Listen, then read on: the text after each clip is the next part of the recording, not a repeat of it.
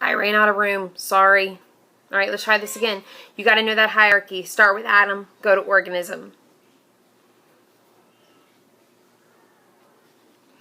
You need to know the feedback systems, the difference between a positive and negative. Remember, we have more negative feedback systems than we do positive. Think about that teeter-totter, couldn't think of it, and how we keep that in balance, and that's the goal. Our goal is homeostasis, but how does a negative and positive feedback system compare to one another? That is part 1 of your test. Part 1 is multiple choice, fill in the blank, matching, and also short answer. Part 2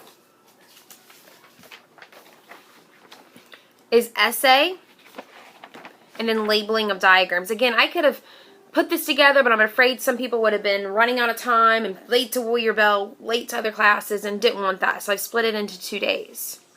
You need to know the 13 needs for life. This is that maintaining life worksheet.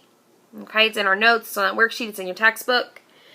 Can you list 5 of those 13, but also describe them? What does it mean by the need for reproduction, the need for growth, responsiveness, movement, metabolism? Whichever 5 you pick, you need to know them inside and out. I'm telling you, this essay question, nail it. What is homeostasis?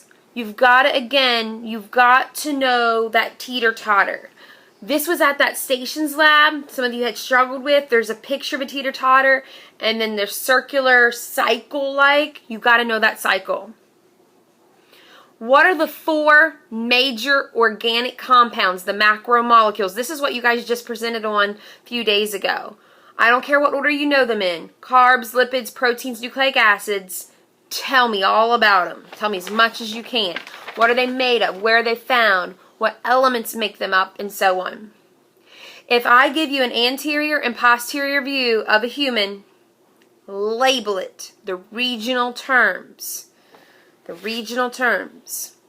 If I give you a tic-tac-toe board, the 9 quadrant, label it. Keep left apart from right, and so on. If I give you a side sectional cut, can you label the dorsal?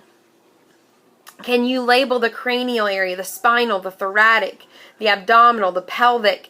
And did you know that the diaphragm is the divider? The diaphragm helps with breathing. That is part 2, and that will be the day after part 1.